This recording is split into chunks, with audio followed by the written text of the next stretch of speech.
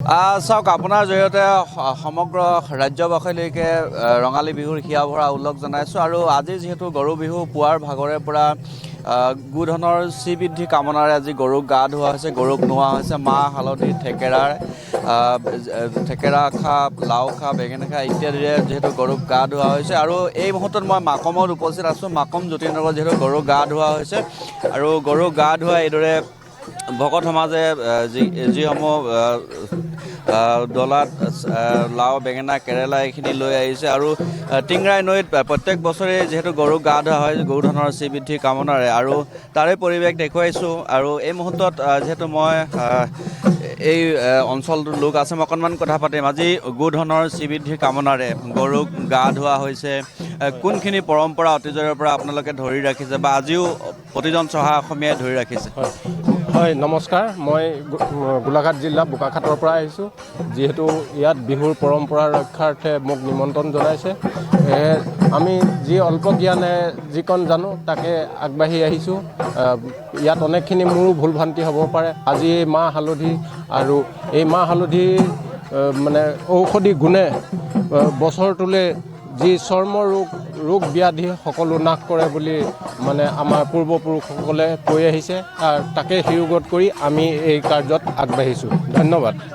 আৰু গৰুক যিহেতু গা ধোৱাৰ পিছতে ইয়াত নদীৰ পাৰত সমজুৱাভাৱে সকলোৱে একেলগে বিহু মাৰে আৰু তাৰে পৰিৱেশ মই দেখুৱাইছোঁ। মোৰ সহযোগী হিমাংক সমগ্ৰ পৰিৱেশ দেখাইছে, অকণমান বিহু দেখুৱাব বিচাৰিছোঁ। পাতি মাতা আছে ও মাতিলে পাই নামাতে ধুলিয়াই ভাঙিব নাচনি জগ, ধুলিয়াই ভাঙিব নাচনি জগ।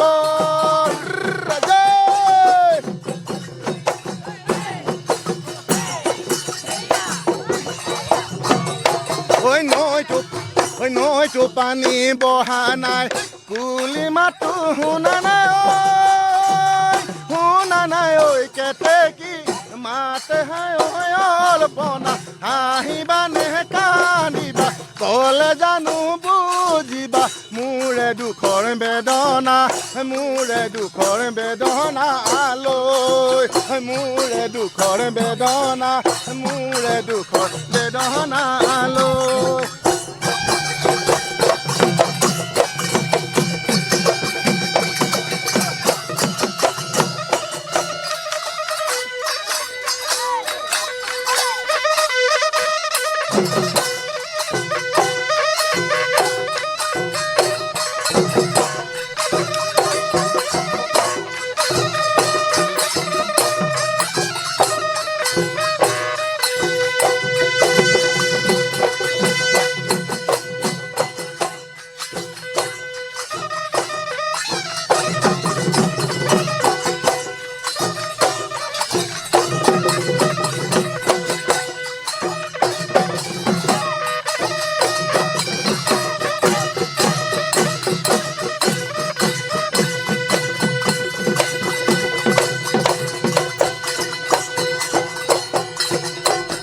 আৰু গৰুক গা ধোৱাৰ লগে লগে নদীৰ পাৰত সমজুৱাভাৱে মাকম জ্যোতিনগৰ বাসীয়ে যিহেতু বিহু মাৰে আৰু তাৰে পৰিৱেশটো দেখুৱাইছোঁ। আৰু এই মুহূৰ্তত যিহেতু গাঁওখনৰ বয়োজ্যেষ্ঠ লোক আছে, আমি তেওঁলোকৰ সৈতে অকণমান কথা পাতিম। মই আপোনাৰ ওচৰলৈ আহিছোঁ। গৰু গা ধোৱালে, যিহেতু আজিৰ দিনটোত ৰাতিপুৱাৰে পৰা গৰুক গা ধোৱা হয় লাও বেঙেনা কেৰেলাৰে, তাৰপিছত সন্ধিয়াৰ ভাগলৈকে কোনখিনি পৰম্পৰা আজিও জীয়াই ৰাখে, সন্ধিয়াৰ ভাগত কৰিবলগীয়া কি থাকে গৰু বিহু দিনটো? সন্ধিয়া ভাগত গোহালত নতুন ৰছীৰে গৰু বান্ধি আপোনাৰ লাও বেঙেনা লাও পিঠা খুৱাই মিলাই আমাৰ দীঘলতী মাখিৰে কোবাই গান গাই দিয়ে। লাও খা বেগুন খা বছৰ বছৰ বাঢ়ি যা, দীঘলতী দীঘল পাত গৰু কোবাওঁ জাত জাত, তেনেকুৱা কৰি গাই গাই গধূলি পৰম্পৰা।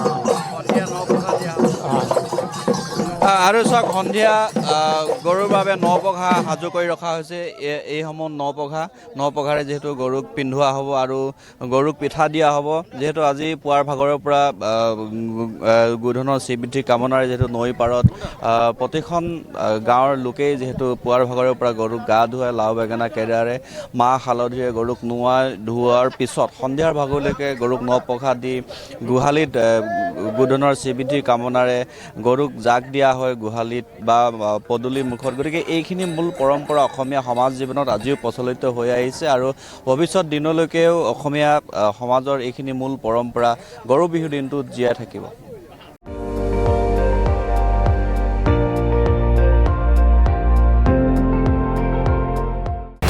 আপুনি চাই আছে ND24 সৰ্বশ্ৰেষ্ঠ নহয় সৰ্বোত্তমৰ দৌৰত